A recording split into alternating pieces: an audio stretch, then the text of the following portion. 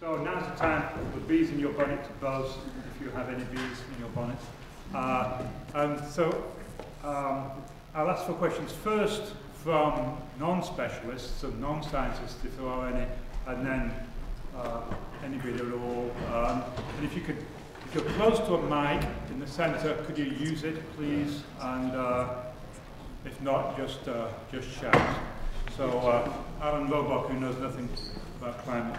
Now, I have a question about a philosophical question about your first slide. It's not a thing I'm a special. David Bamble, or? No, for you. Oh, okay. You said that your hypothesis was that there are two camps when it comes to climate communication.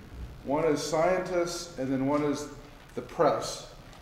But I think you might have left out one of the camps, which is the massive disinformation campaign that's funded by global warming deniers.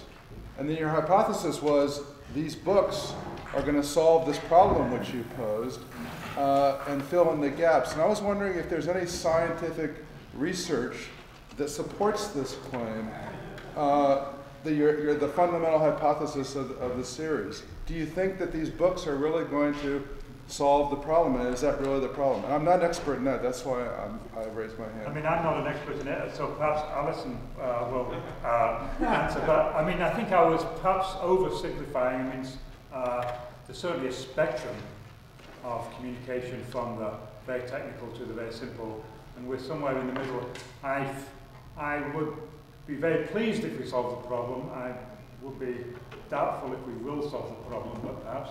Alison, do you want to? In general, we noticed that there was a gap between, you have your high-level literature, the textbooks, and the IPCC report, and more popular accounts, and all of those play an important role. And we just noticed that we were particularly at a moment where there was an increasing need for, scholars coming from other fields, students, to occupy this middle ground of a sophisticated treatment of climate that didn't also require tremendous background, and also could be found in what could seem to be short, readable books, so you don't have to look at the internet for all the journal articles. And we have wonderful authors who are authorities to speak authoritatively on this, so you know what you're reading is backed up by great science and research. So I don't know if that answers the question, but that's the goal for. No, that all makes sense. I was just wondering about active disinformation. Mm-hmm.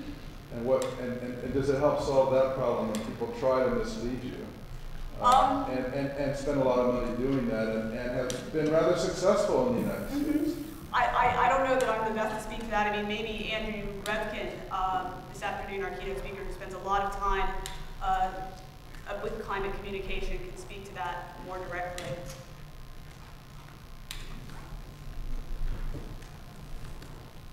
Yeah, hi. Is this on?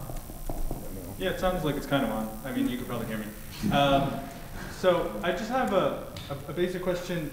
You guys gave us a very nice outline of the basic kind of movement of climate science. I would like to ask about the frictions, particularly between the ecological side and the maybe more climactic and atmospheric sciences.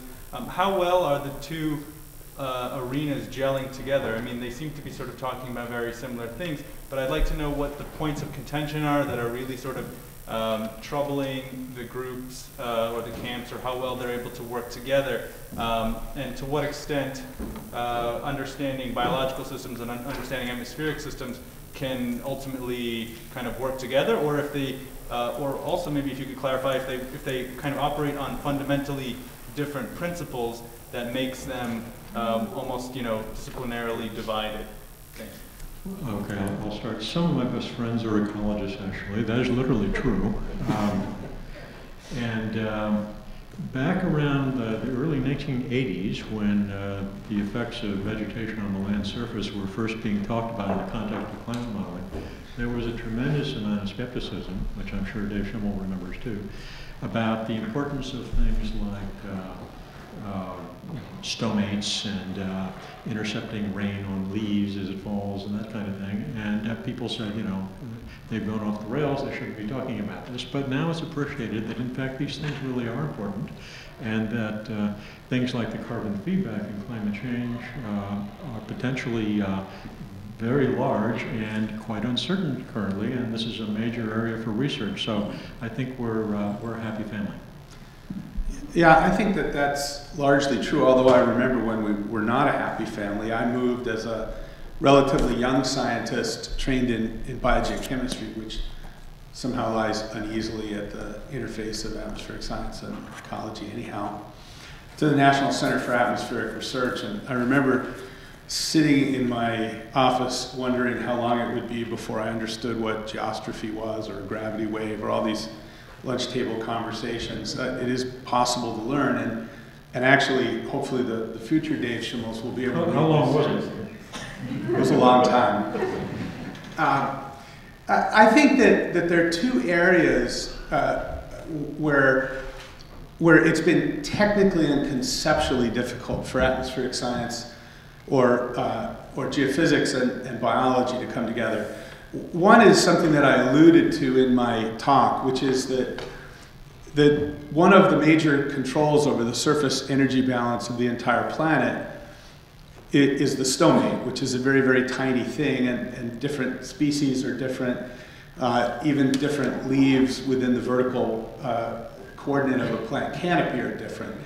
And so there's a great challenge in extrapolating what we know about cellular and biochemical mechanisms to the average, if you will, or the integral of those cellular and biochemical mechanisms over the entire planet. And the second real conceptual challenge that as a community or as a big happy family, as Dave said, we're just beginning to grapple with, the rules that organisms follow as they process carbon, grow, change their density, and hence the reflectivity or the albedo of the planet. Those rules are set by several billion years of evolution. They're not derived from some sort of underlying physical first principle, although they're consistent with those physical first principles. So much of what we have to model about or understand and then model about the biology of the planet depends on evolution. And evolution is a historical science. It's not a first principles theory-based science in exactly the same way that geophysics is. And bringing that perspective where at some point you have to say, well, these plants do what they do because. And after the because, you're basically describing the history of life on Earth. That's very difficult to match with the scientific paradigm that we use in climate models, and we're really just beginning to grapple with that problem. But as we look at the migration of species and the rules that they will follow in doing that, as we look at the influence of invasive species, the rules in which those biological processes play out are set by evolution, and they include a contingent dimension. They are the way they are because of the way it was. And that's a real intellectual frontier. I think it's a very exciting area. It isn't mostly a contentious area. It's an area that's drawn the attention of very, very bright people. I think the only thing I would add, it's almost a historical question in the sense that 30 years ago, climate modeling was dominated by people who had training in physics, and it was primarily physical processes which would go into the large models used to predict weather and climate. And you know, climate evolves, science evolves and advances, and these days we're grappling with the difficulties of putting biological processes into models and integrating them with the physics. And the scientific challenge is that biology is 10 times more complicated than physics, which is why I've never gone into it. But it may not have 10 times as much importance on the climate system. It may have equal importance. So the scientific challenge is to try and distill the biology and make it, and be able to integrate that into a climate model in some coherent way. I mean, climate models and climate science is evolving in many ways. Not just biology is going into it, but things like the great land ice sheets are now being incorporated into climate models, and that was something else that was unheard of 20 years ago. So, climate advances. Any other comments or? Well, in that kind of historical perspective, it was hard to get the physics right, but got that. It'll be even harder to get the biology right, but then it's even going to be harder than that to get the reaction of human societies right to that, and that'll probably have some unknown effect. I have no view of this matter, but that's going to be a hard thing, which will be much more, even more difficult to incorporate, and may have a substantial effect. I can't say that; I'm just saying it could have. Well, I understated, and Dave understated the uncertainty in projections of future climate. I said that the carbon cycle for any given emissions pathway roughly doubles the physical uncertainty. But those uncertainties are dwarfed by the uncertainty associated with what fossil fuel emission future we might choose within the limits, as we understand them, of the amount of carbon available in fossil forms on the planet. So I think that if you take the carbon cycle as one central organizing theme, you can see that physics are uncertain, the biology is uncertain, perhaps twice as uncertain. But that figure, if it also showed the different emission possibilities from eventually going to a zero carbon future through simply burning everything as fast as we can, that's a much bigger uncertainty than any of the uncertainties we model today. Yeah, I agree. We can't predict what the economy is going to do. We can't predict war and peace. We can't predict technological change, and we can't predict who's going to win the election. So what makes us think we can predict the fossil fuel emission scenario over the 21st century? That's by far the largest source of uncertainty for what's going to happen. Any other comments? I can't stand to see 15 minutes go to waste. And I want to address something this gentleman raised. You said, you implied that the problem was people who deliberately misinformed the public. But I feel it's a greater problem than that it's the public themselves who are increasingly distrustful of science in general, and it includes distrust of vaccines, distrust of our predictions, denial of evolution. I think it's a terrible problem, and to the extent that I can imagine a solution, it's greater transparency, greater scientific integrity, and perhaps greater policing of our own field. But people have to see that scientists have integrity, and once they lose that belief, we're all going to sink together. The doctors, every scientist is going to sink together. So that's a fear about mine. I don't know if you have a solution. So we just had a comment to that. I fully agree with you, but the point you made about vaccines is interesting because I think a lot of the concern there is not around the science or the medicine, it's about the motivation of promoting medicines by big pharmaceuticals. So that raises the question of the links between science and industry. And a lot of the concern is about the big corporations and what's their motivation, whether it's GM crops or vaccines or whatever. And how do scientists retain their integrity and independence, but they need the money to be able to do the research.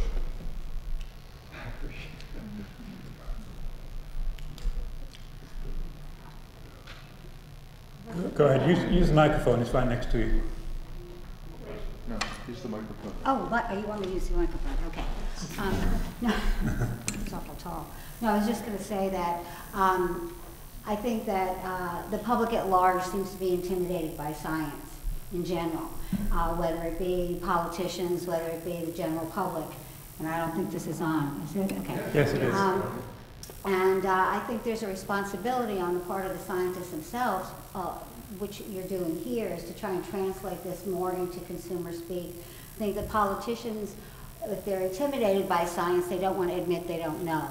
So they're not going to make policy decisions, and the consumer and the public is going to listen to whatever sound bites that they hear. So there is a great responsibility on the part of the scientific community for this cross-pollination that you're doing between disciplines, and to come up with some sort of a common language so that it makes it more accessible to the public, to the policy makers, etc.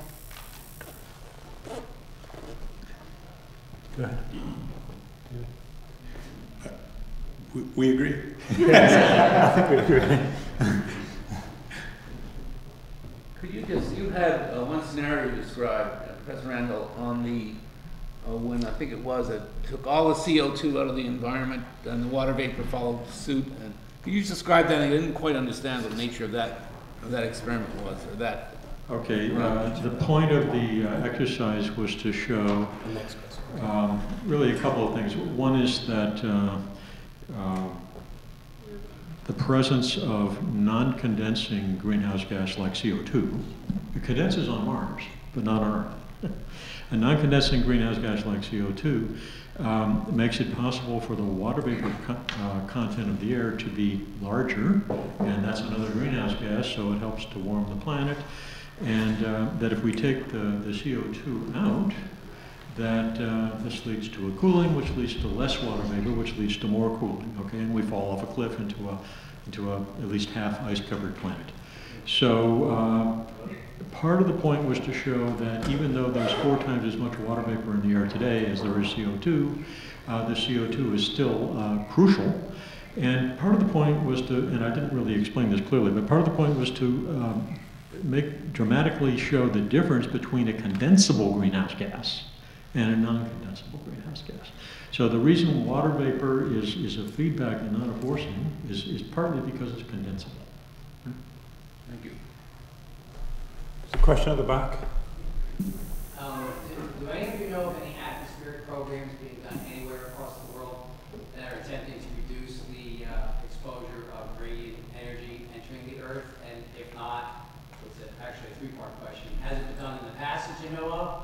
And again, if not, is there anything you can think of? Would it be possibly feasible? Is it even worth thinking about? Did you understand those 3-part questions? Possibly. I think you're asking about geoengineering.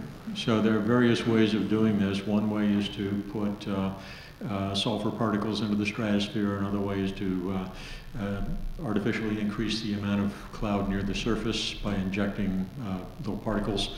And another way might be to put some material between the Earth and the Sun out in space. Anybody trying to do that now?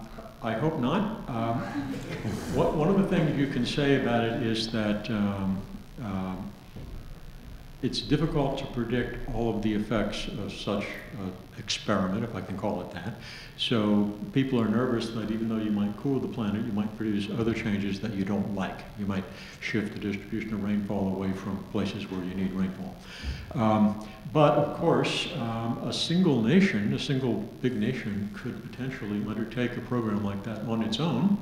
And so there'd be issues about, you know, how do you respond to something like that? How do you prevent something like that?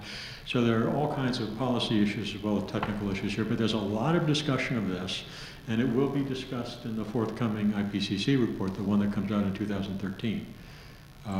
But, you know, you can find lots of work on this out in the literature. There was an experiment proposed and funded in the UK, which was ultimately blocked from being conducted.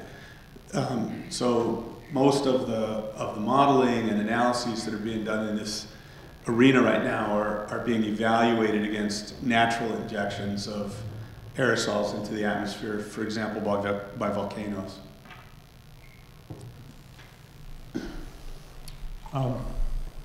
Maybe I could respond to that. My name is Alan Roebuck. I'm from Rutgers. I have several NSF grants to study geoengineering, and it's all indoor work. We do climate modeling. We study volcanic eruptions.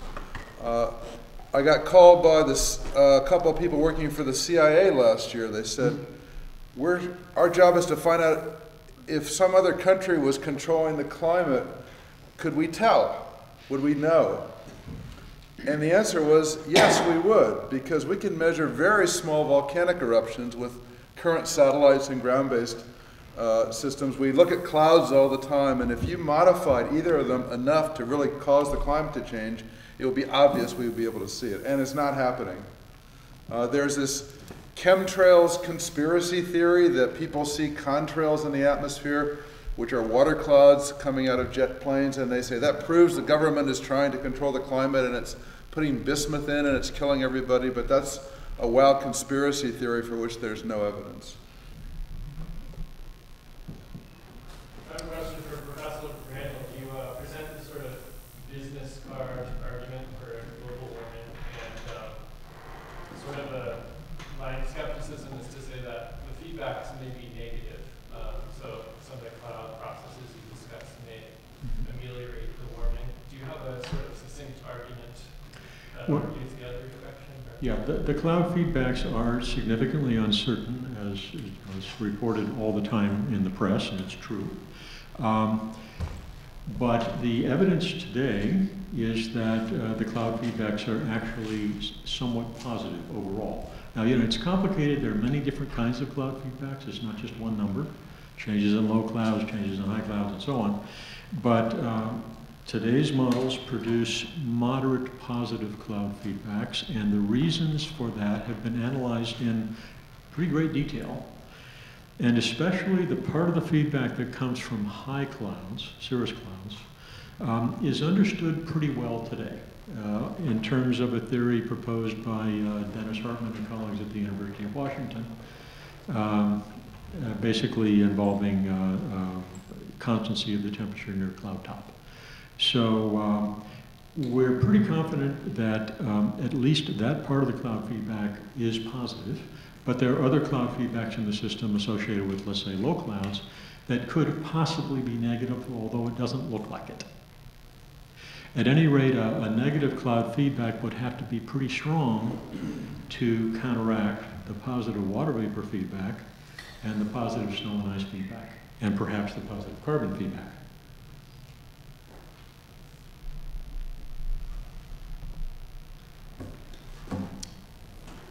Looks like we're... Any other questions or comments? Yeah. The Great Barrier Reef in Australia has been in the news recently about its size reduction by 50%.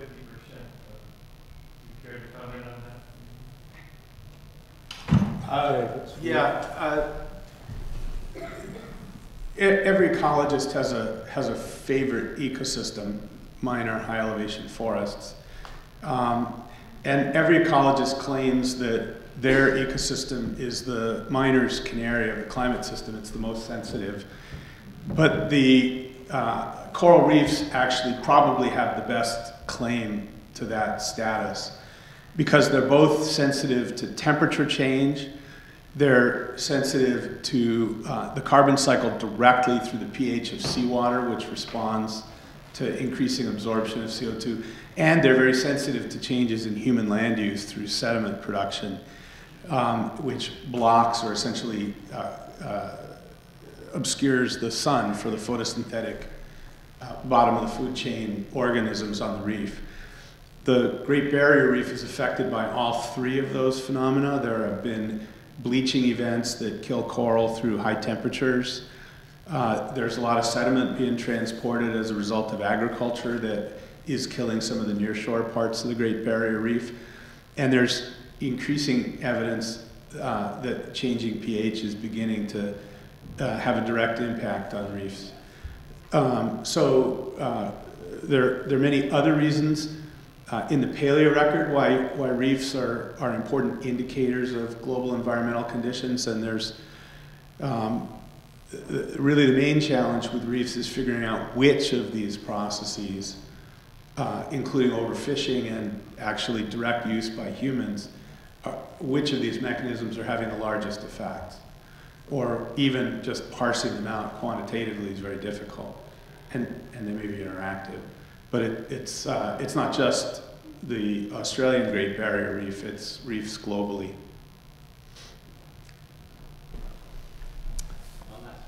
Yeah, okay. So I'm glad you cued me into something that you're passionate about. Can you tell me how are the high altitude and mid altitude forests doing? Could you give me a status update in your perspective?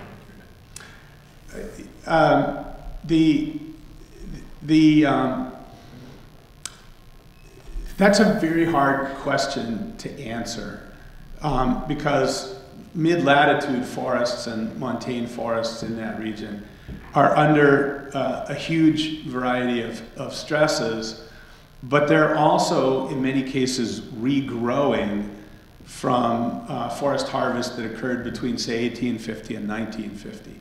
So on balance, the best we understand is that mid-latitude forests, including montane forests, are generally growing. They're taking up carbon, and in many areas, they're increasing in area.